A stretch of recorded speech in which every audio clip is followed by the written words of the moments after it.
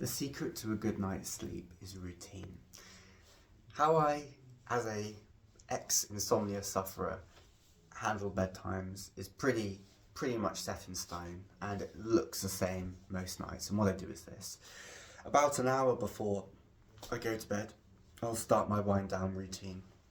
So I'll be doing the same sorts of things at the same sorts of times, which gives me a sense of calmness and almost sort of completion and preparation for the next day. I kind of like to feel quite organised. So that would probably look like I'm going to just tidy up my front room a little bit. There's probably a few cushions or a blanket scattered about, and I don't know where the remote is. And I'm just going to put these things back in their rightful place, and it kind of gives me a nice sense of completion before bed.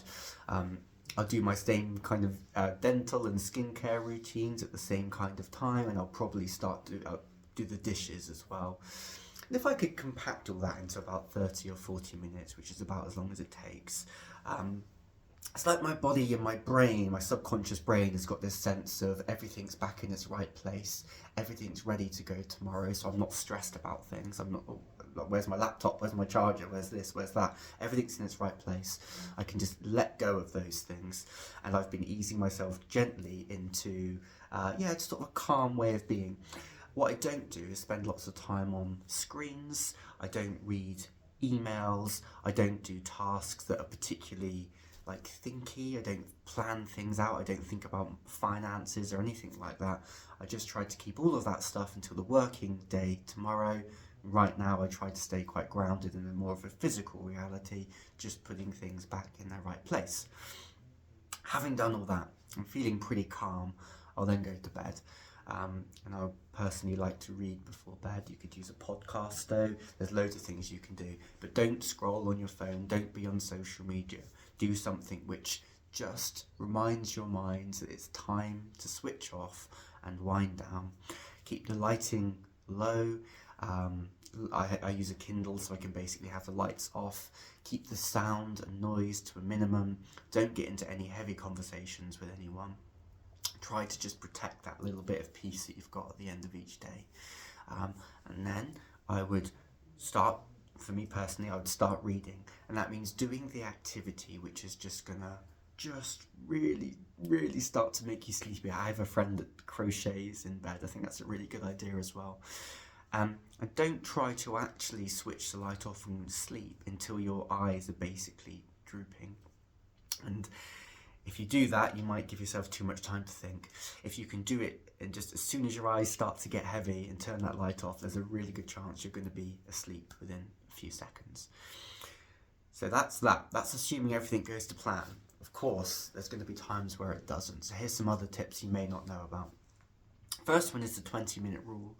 Now this is a pretty grueling thing to ask of people, but the 20-minute rule is this. If you've got to the point where you've switched the light off and your eyes are closed and you're trying to sleep, if you don't check the clock too much, but if you think it's been about 20 minutes and you're still just wide awake, thoughts just buzzing around your head, the worst thing to do in that situation is to stay in bed.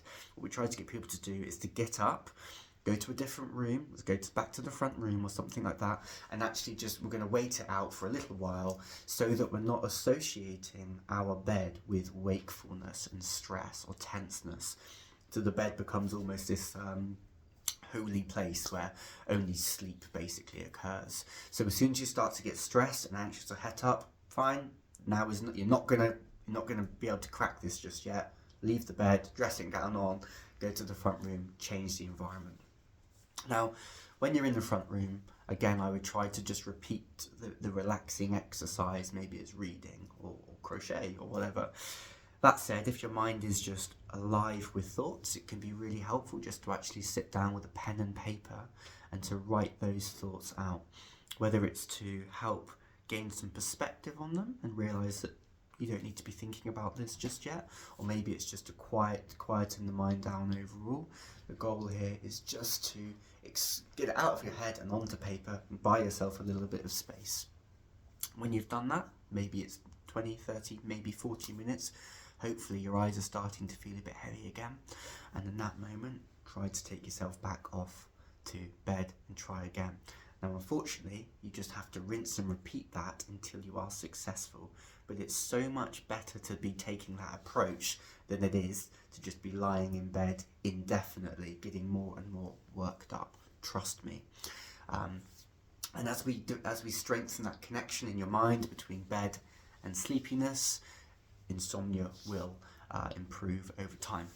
Now, the last thing to remember here is it's really important to have a predefined sleep window. So that means even if you didn't get to sleep until like 3 a.m. and you've got work tomorrow at 7 or 8 a.m., don't lie in until 11 just to get your 8 hours. Don't ask about my maths, and I didn't work it out before. Don't lie in bed until you get your 8 hours, because if you do that, what do you think will happen the next night when you try to go to bed? Your mind is like you've shifted your sleep pattern till it's 3 to 11 again. And that is just reversing the opposite of what you want to achieve. So when you are treating your insomnia and are getting the perfect night's sleep, it's really important that you wake up at the same time, regardless of how much sleep you got, and push through that day. It might take a couple of days, but think of it like you're putting that in the sleep bank. It's like sleep I haven't got in the bank that I'm going to cash in on when my sleep pattern's back and a bit more regulated.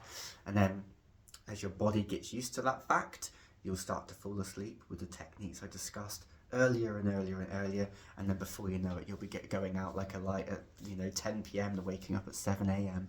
feeling really refreshed and really ready for the day. Let me know what you think, if any of that's worked or not worked for you, or equally if there's any other techniques that you think it's really beneficial for people to try when getting the perfect night's sleep. I'd love to hear about them in the comments below.